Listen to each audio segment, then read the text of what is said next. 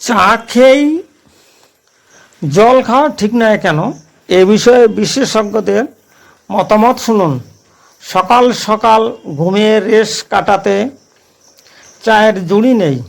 আড্ডায়, কাজের ফাঁকে চা আলাদা তৃপ্তি দেয়।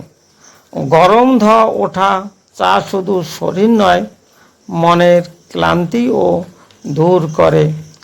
অনেকেই আছেন চা খাওয়ার পর ঢকঢক করে খানিকটা জল খেয়ে নেন।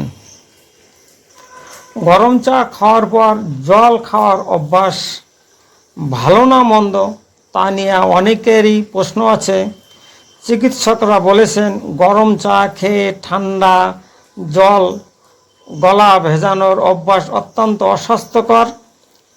এর ফলে নানা ধরনের শারীরিক জটিলতা বাড়ে, যেমন বদহজম।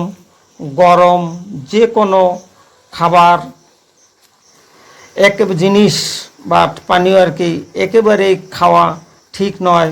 এতে বদহজমের মতো নানা শারীরিক সমস্যা দেখা দিতে পারে।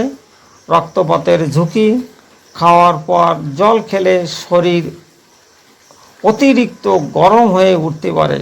বিশেষ করে গরমের সময় এই সমস্যা আরও বেশি হতে পারে। ফুটন্ত গরম চা খাওয়ার পর ঠান্ডা জল খেলে শরীর অত্যধিক উত্তপ্ত হতে পারে, এমনকি নাক থেকে রক্তপাতের ঝুঁকিও থাকে।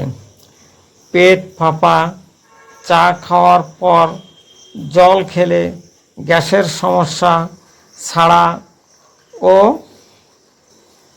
পেটের ফোলাভাব, পেট ফাঁপা, কোষ্ঠকাঠিন্যের মতন নানা শারীরিক সমস্যার সৃষ্টি হতে পারে।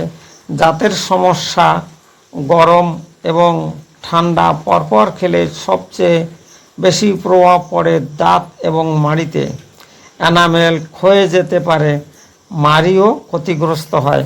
আপনারা দেখবেন যাদের দাঁতের এনামেল নষ্ট হয়ে গেছে, শীতকালে যদি ঠান্ডা জল খান আপনি দেখবেন যে খেতেই পারবেন না, দাঁত কনকন করছে, মাড়ি কনকন করছে। দেখার জন্য আপনাদের ধন্যবাদ।